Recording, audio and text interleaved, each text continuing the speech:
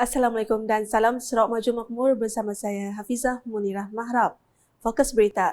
Premier Sarawak Datuk Petinggi Tan Sri Dr. Abang Abdul Rahman Zuhari Tun Datuk Abang Openg telah menerima majalah Dewan Masyarakat edisi khas di Wisma Pelita Kuching pada Khamis.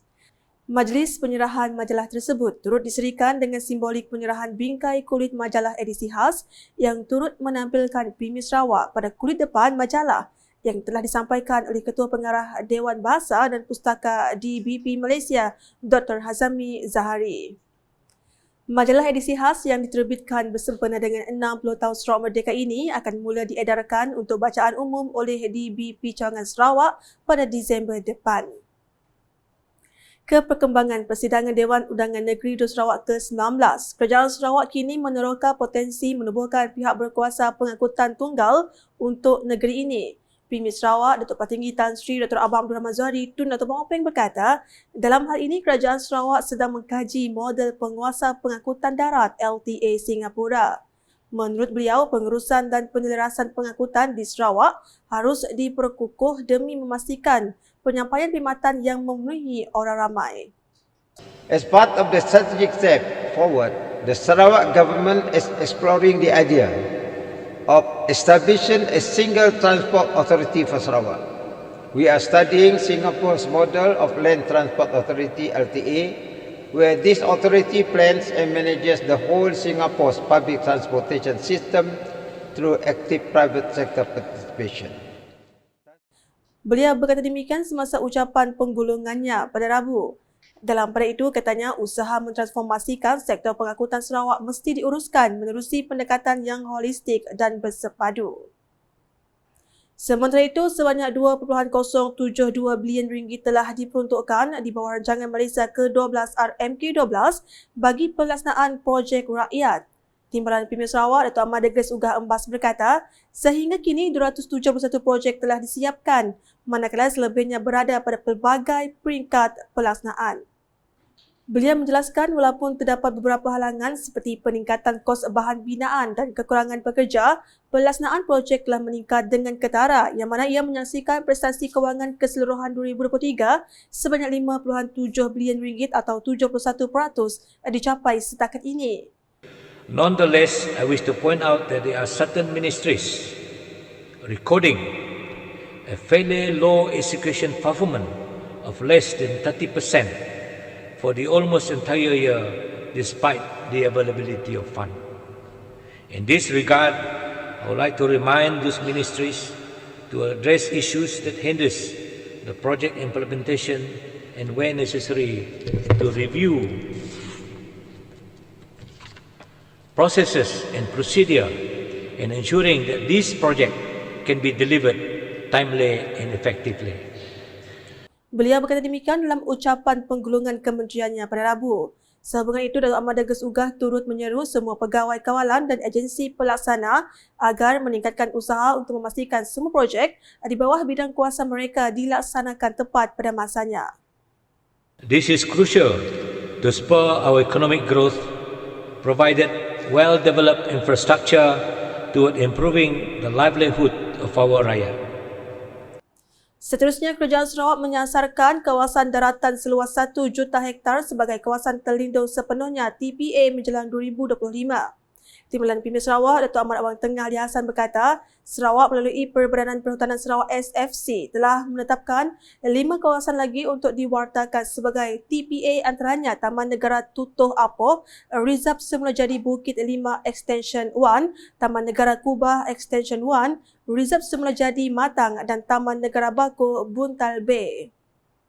Kerajaan Sarawak melalui Sarawak Forestry Corporation telah menetapkan 5 lagi kawasan daratan untuk diwartakan sebagai TPA, iaitu Taman Negara Tutuh Apoh, Reserve Semula Jadi Bukit 5 Extension 1, Taman Negara Kubah Extension 1, Reserve Semula Jadi Matang dan Taman Negara Bako Buntal Bay. Kesemua kawasan ini sudah di peringkat pewartaan awal dan dijangka akan menyumbang kepada pertambahan keluasan kawasan daratan yang akan diwartakan sebagai DPA. Beliau berkata demikian dalam ucapan penggulungan kementeriannya pada Rabu. Beliau yang juga Menteri Sumber Asli dan Pembangunan Bandar 2 menambah kesinambungan kepada projek Fasa 1 Sarawak Refourbable Project atau Projek Tukun Tiruan Fasa 2 telah dimulakan pada tahun ini dan dijangka tamat pada tahun 2027. Jelasnya, sebanyak 5,000 unit tukun tiruan akan dilabuhkan di 100 kluster yang telah dikenal pasti. Projek ini juga akan memfokuskan kepada pembangunan sosioekonomi penduduk setempat, seperti pembangunan kawasan selam scuba, kawasan memancing dan projek maritukultur batu karang bernilai tinggi selaras dengan Sarawak Blue Economy Policy and Roadmap yang telah diumumkan oleh Yang Amat Berhormat Premier baru-baru ini di 41st Conference of the Asian Federations of Engineering Organisation di Bali, Indonesia. Manakala rang undang-undang RUU dan usul kerajaan pada persidangan DUN Sarawak ke-19 membuktikan komitmen kerajaan Sarawak dalam membawa negeri ini ke arah kemajuan. Timbalan Menteri Infrastruktur dan Pembangunan Pelabuhan Sarawak, Datuk Insenia Aidil Aryo berkata, 5 RUU dan 2 usul yang telah dibentang dan diluluskan kali ini mencerminkan usaha berterusan kerajaan untuk meningkatkan ekonomi negeri ini di samping membawa nama Sarawak ke persada dunia. All these initiatives that are to be undertaken with the passing of the bill in motion and many other initiatives, policy and action will place Sarawak on a robust platform for future growth and in a stable, progressive environment. Beliau berkata demikian dalam ucapan penangguhan persidangan DUN Sarawak ke-19 pada Rabu. Ahli Dewan Undangan Negeri Adun Sadun Jaya itu menambah, prestasi pendapatan Sarawak amat memberangsangkan bagi tahun 2023 seperti yang dimaklumkan oleh Premier Sarawak, Datuk Patinggi Tan Sri Abdul Zahari dalam ucapan Belanjawan Sarawak 2024. Congratulations to Sarawak government for the record-breaking and highest ever revenue to be collected thus far. And all this wouldn't be made possible without the great far-sighted wisdom from the brain of YAB Premier. Dalam perkembangan lain, graduan Institut Pertanian Sarawak IPS diseru agar tidak ketinggalan dalam mempelajari pengetahuan dan kemahiran teknologi berkaitan seperti pemasaran digital, robotik dan analisis data. Menteri Industri Makanan, Komoditi dan Pembangunan Wilayah Sarawak, Datuk Seri Dr. Stephen Rudi Uttam berkata, pengetahuan dan kemahiran ini dapat menjadikan para graduan sebagai insan yang berdaya saing bagi memenuhi kehendak industri dalam era digital. Katanya para graduan juga bertanggungjawab memainkan peranan dalam mentransformasikan dan memodernkan sektor pertanian dengan menyumbang tenaga dalam bidang pertanian sama ada bekerja makan gaji maupun sebagai usahawan tani. Beliau berkata demikian menerusi teks ucapan yang dibacakan oleh Timbalan Menteri Industri Makanan, Komoditi dan Pembangunan Wilayah Sarawak, Datuk Dr. Abdul Rahman Ismail dalam Majlis Convocation ke-18 IPS di Pusat Convention Pinview PCC Temak Kuching pada Khamis. Jelasnya banyak pihak perlu berganding tangan untuk memastikan keselamatan dan keterjaminan makanan negara amnya serta Sarawak khususnya. Ujarnya lagi, Sarawak komited dalam pembangunan sektor pertanian untuk menjana pendapatan ekspor selaras dengan aspirasi menjadikan negeri ini sebagai pengekspor bersih makanan menjelang 2030.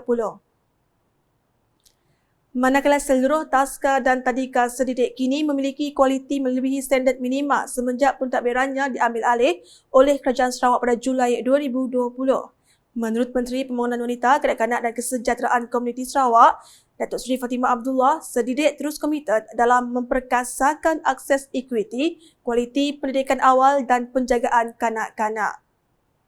Then we can take pride that the sedidik in Sarawak is of high quality. Tidak ada yang di bawah paras benchmark yang telah kita tetapkan sebagai quality.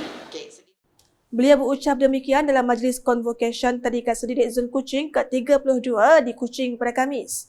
Adun dalat itu menambah di bawah Kerajaan Sarawak, sedidik mengamalkan polisi open door ataupun polisi inklusif. Jelasnya, sedidik tidak memilih anak-anak yang diterima termasuklah anak-anak yang mempunyai keperluan khas.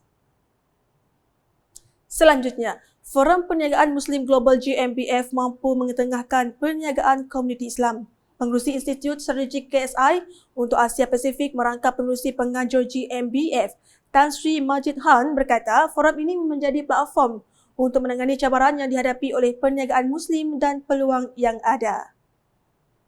Through meaningful dialogue, knowledge exchange, and collaboration initiative, we can empower our business to strive, create jobs, and contribute to a sustainable development of our community. Beliau berkata demikian ketika berucap dalam ucapan peresmian hari kedua GMBF di Pusat Konvensyen Borneo Kuching pada Rabu. Tambahnya, usahawan Islam perlu mengiktiraf tanggungjawab sosial dan kepimpinan yang beretika kerana mempunyai kewajipan moral untuk menjalankan amanah dengan integriti, ketulusan dan memberikan sedikit belas kasihan kepada orang-orang di sekeliling.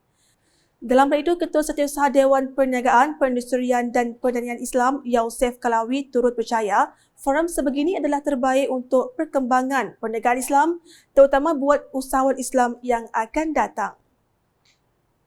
We want to talk about our future. How can we create better future for our coming generations, Muslims and non-Muslims? Because this is our role. Sementara itu, Menteri Kanan Kemboja bagi Misi Khas, Datuk Dr. Osman Hassan berkata beliau menekankan kepentingan pemimpin dunia Islam dalam mengembangkan ekonomi perniagaan Muslim. In this forum, especially the leaders, each core create the bridge for our activities in order to increase the modern Islamic economic business. Sekian Desi Malam bersama saya Hafizah Munirah. Berita berlanjut boleh didapati di semua platform media sosial Lukas termasuk portal Lukas.Sarawak, The Job Video My dan Lukas Channel di YouTube. Sebelum mengakhiri berita edisi malam ini, saksikan surutan Majlis Convocation Tadika Sedidik Zon Kuching ke-32 yang disempurnakan oleh Menteri Pembangunan Wanita, Kanak-kanak dan Kesejahteraan Komuniti Sarawak, Datuk Seri Fatimah Abdullah di Kuching pada Khamis. #Saluran Informasi Rakyat, salam Lukas.